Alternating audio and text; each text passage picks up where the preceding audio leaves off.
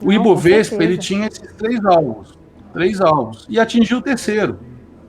Atingiu o terceiro, que na verdade ele passou, nesse dia aqui, ele passou 30 e, era é, 131, 155, ele foi a 190, ele passou 35 pontos só, né?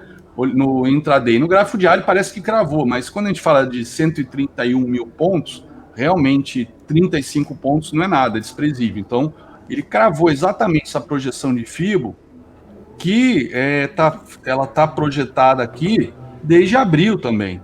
Então, foi no primeiro alvo, recuou, foi no segundo, houve um falso rompimento, e aqui teve alguma questão aí de mercado que provocou essa correção, tá? Mas depois voltou a tendência de alta, aí fez o pullback aqui nesse suporte, que era a resistência do primeiro alvo, subiu, neste dia fechou no segundo alvo, no dia seguinte abriu, né, no segundo alvo já subindo, e aí em 4 dias, 1, 2, 3, em 5 dias cravou o terceiro alvo e caiu.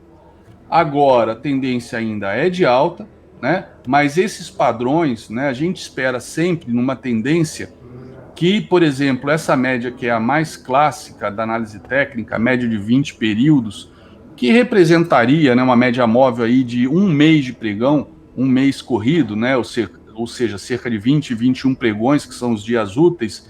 Então a gente tem um mês móvel, né, de tendência visto através dessa média.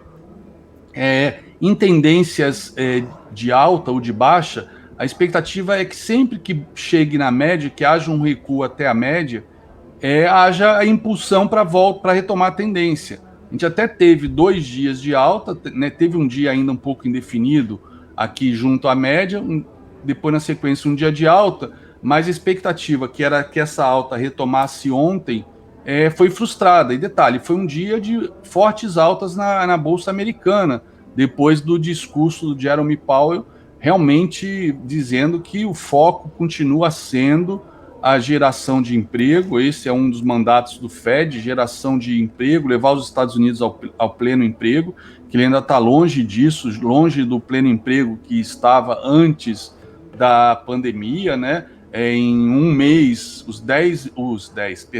todos os empregos gerados em 10 anos foram eliminados. Então tá havendo uma recuperação de empregos acima até das expectativas, mas está longe de recuperar o que se conquistou em 10 anos, né, em apenas um ano e meio. E esse é o mandato do Fed. E o segundo, que seria a proteção da moeda contra a inflação, ele, apesar do comunicado de quarta-feira passada, que realmente estressou o mercado, essa semana os dirigentes do Fed, os Fed Boys, né, eles têm insistido em que não vai ter aumento de juros tão cedo, e o tapering, que seria a retirada dos estímulos monetários, né, os 120 bilhões de dólares que estão sendo injetados na veia do sistema financeiro, justamente para estimular a economia em concessão de crédito, acaba indo quase que na totalidade, a gente vê isso indo para os mercados de risco, para as ações, para commodities, né? Então, esse risco é uma sinuca de bico que está assombrando o mercado já há muitos meses, porque em algum momento isso vai ter que ser resolvido.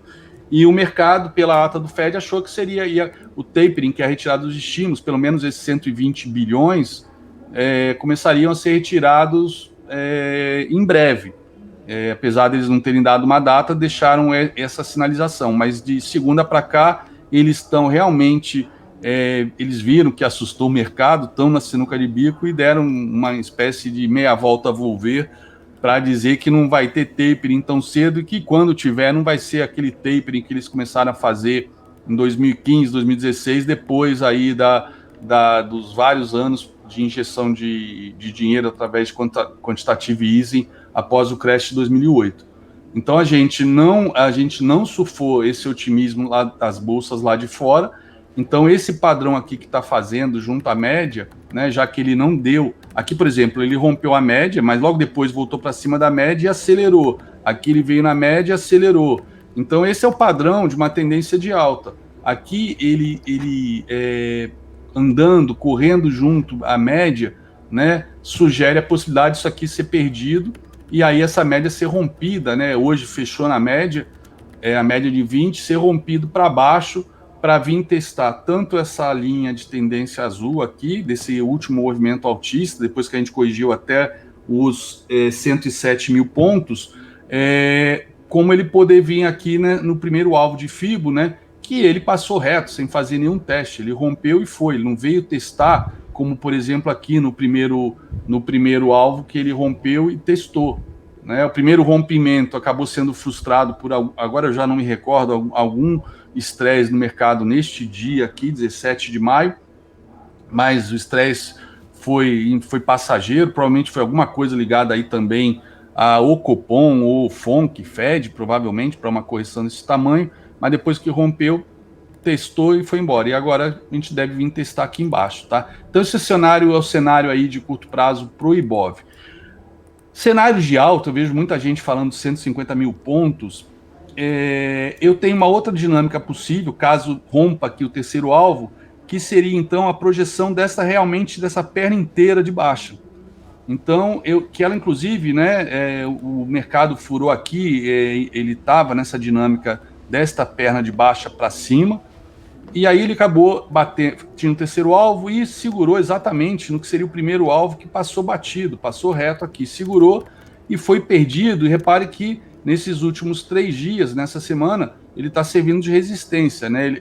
Ele não foi resistência quando passou a primeira vez, serviu de suporte e agora está sendo como resistência. Então, se o mercado porventura corrigir, né, e depois voltar a subir, ou até mesmo amanhã, sexta, voltar a ter uma tendência de alta aqui no intraday, subir, romper aqui os 131, a gente tem alvo no 134,225, e aí sim, o terceiro alvo deste movimento de baixa seria aqui o 142,500, tá? Então, num cenário aí de muito otimismo, eu veria o Ibov ir até 142, 8 mil abaixo dos 150 mil pontos que muita gente vem falando, mas é o alvo que eu vejo usando essa técnica aqui, que já vai daqui a pouco para 100 anos, que foi introduzida no mercado de ações americano.